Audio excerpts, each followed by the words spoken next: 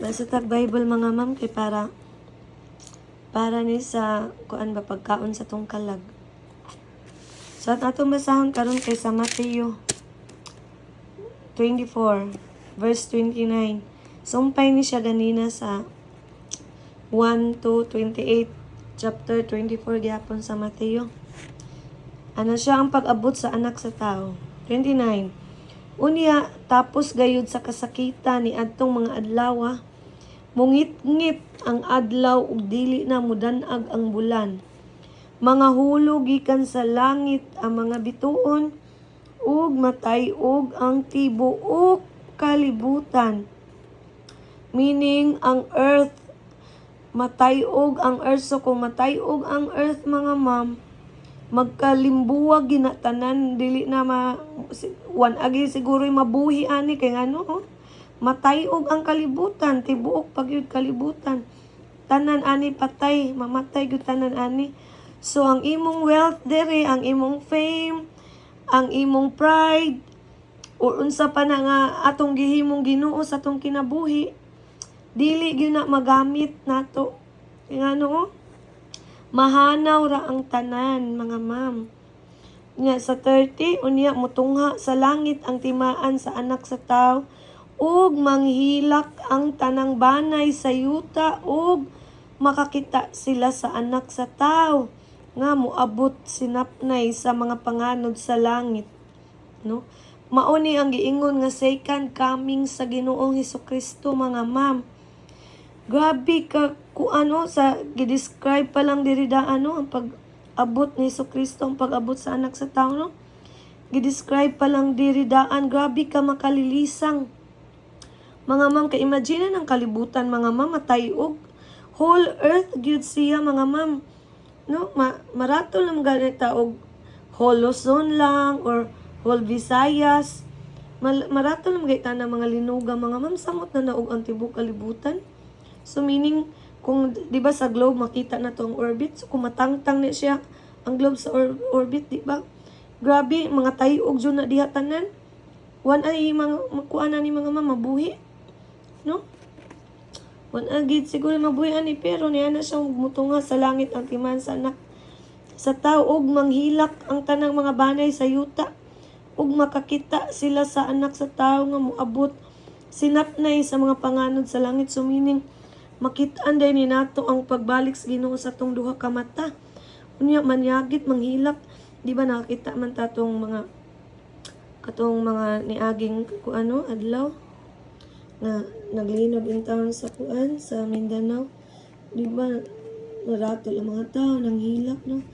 Grabe, mas labaw pa ang atong dangatan ana ibalik sa Ginoong Hesukristo. Moabot siya nga may gahom ug dakong himaya, no? Nindot ta moabot ang Ginoo sa nga may gahom ug dakong himaya, meaning ang presensya sa Ginoo ni grabe himaya gud. Unya mutingog ang dakong trompeta ug ipadala niya ang iyang mga anghel ngadto sa upat ka sulok sa kalibutan. Ilang tigumon ang pinili niyang katawhan gikan sa tanang dapit. Lano? Para sa mga para sa mga para sa mga pinili niyang katawhan gikan sa tanang dapit. So di ay moabot si Jesus Christ diya sa mga panganod, no, sa langit. Dayon moabot siya nga may gahom ug dakong himaya.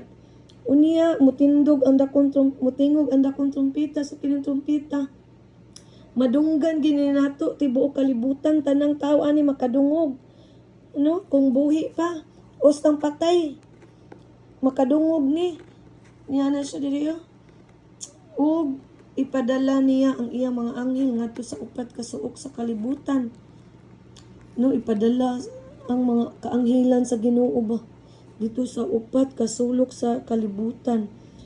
Nganuman aron ilang tigumon ang pinili niyang katawhan gikan sa tanang dapit. Kinsa man din mga piniling katawhan? Uy, apel ba ta ani? Munang pangutana, no? So ang mga piniling katawhan katuning mga tao nga nidawat o gihimo nila ang Diyos si Jesus Christ nga ilang manluluwas og Diyos sa ilang kinabuhi. Mauni ka itong mga tao ba nga nakasulat ba ang ilang ngalan sa libro sa kinabuhi, mauni sila tigumon ni sa Ginoo. No, ninduta ay balik sa Ginoo no. Mutingog iyang trumpet dayon ipadala niya ang mga anghel sa pagkasulok sa kalibutan ug tigumon ang mga pinili niyang katawhan gikan sa tanang dapit. Ninduta so special mention kay diri mo ni tigumon ang pinili ng katawhan. So mga ma'am sir, saon man ni nato mga ma'am sir nga tinuod man gyud ni ang pulong sa Ginoo. So karon pa lang ma'am sir no, this is the time of salvation. Kay tomorrow is very late na gyud kung ugma pa mo mangita sa Ginoong Hesukristo. Kung ugma pa ninyo isik ang Ginoong Hesukristo no. Kung nanuktok ang Ginoo sa inyong mga kasing-kasing mga ma'am, ayaw intaw na ninyo. Kuan na mga ma'am, panumbalin nga intaw na ninyo ang mensahe sa Ginoo nga nanuktok sa inyong mga kasing-kasing. No? Kay nga no, ang Ginoo no, naghatag yung pamaagi aron kita maluwas. Kay basin ugma mga ma'am, late na or unya. Salvation is now. Wala na'y unya, wala na'y ugma mga ma'am. Wata kay no sa atong kinabuhi basin unya basin ugma patay na ta. So unya wala nato gidawat sa Hesukristo. Isip Dios ug maluluwas sa atong kinabuhi. Dili jud ta maluwas mga ma'am. Dili jud na mga ma'am makaluwas ang kamatayon mga ma'am. No? Maluwas sa ta mga ma'am samtang buhi pa ka mga ma'am. Mauna diha ang tsansa sa kaluwasan. Pero patay na ka mga ma'am, wala na dyan ay tsansa sa kaluwasan mga ma'am. Mao gyud na ang tinuod mga ma'am. Makita na ninyo diri ma'am. Mga ma'am sa kuan mga ma'am sa Bible, naman may mga Bibles inyong balay mga ma'am no.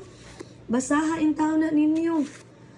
Kay gihatag na sa Ginoo para nato, giya na sa Ginoo sa atong kinabuhi. Samtang napata sa kuan sa kalibutan mga ma'am. Ayaw gin mo tuo ng kuan mga ma'am nga kung mabasag Bible mabuang or laing relihiyon, ayaw jud mo tuwa na mga ma'am kay lingla ra na sa Satanas mga ma'am. Ukba na yung Bible diha mga ma'am, bisag unsay mo relihiyon mga ma'am, basahan na diha. Kay atong kaluwasan wala magbase sa relihiyon mga ma'am, kundi si Ginoong Hesukristo ra gyud mga ma'am ang makaluwas nato, pinaagi siyang pulong. Kay ngano ang pulong mga ma'am mao gihapon na si Kristo mga ma'am, Diyos gihapon na siya. Ang pulong ug ang Diyos usara mga mama. Basa na nato diha sa John. No? So mura ginakoy ka share karong gabi una mga ma'am. Kay nagbasa ko Bible karon, so para sa katong wala sad makabasa or makabasa wala pa nakabasa pagid og Bible, mo na ako na lang gibidyohan aron sad kamo makakita sad kamo ug wala ta kaibaw ba nga hikapon day na sa Ginoo yung kasing-kasing ug kung makatan-aw man ni nga video sa pulong sa Ginoo no, ug nagkuan mo nagtamod mo no, makita jud diri ba atong gibasa. Okay ni kung para sa mga tao nga walay relasyon sa Ginoo, kini usa kini ka makalilisang gyud kini nga kuan. Verse 29 to 31. Usag yung kini ka makalilisang, pero katong mga tao nga mga niluwas na sa Ginoo, katong mga tao ba nga nidawat na ni Kristo, isip Diyos ang manluluwas lang kinabuhi. Kanang mga tawhana mga ma'am, ibalik na sa Ginoo, magmaya na sila mga ma'am, bisag do na apa na sila kahadlok mga ma'am o karatol mga ma'am. Syempre kay kisa may di maratol anang i-shake ang kalibutan no. Pero mga ma'am, deep inside mga ma'am, tungod sa balaang espiritu nga nipuyo silang kasing-kasing mga ma'am, malipay na ang ilang kalag mga ma'am, kay nga naman niabot naman ang takna sa ilang gipaabot mga ma'am. Mao ang pagbalik sa atong manluluwas nga si Ginoong Hesukristo. So dalaygon ang buhi nga Dios mga ma'am, ug daghang salamat kaayo sa Ginoo ug sa balaang espiritu nga sa atong pagbasa sa Bible anaa siya nag-uban. O may gabi sa tanan, dahil laygon ang Ginoo gyud sa tumang kinabuhi. Sa ngalan sa Amen.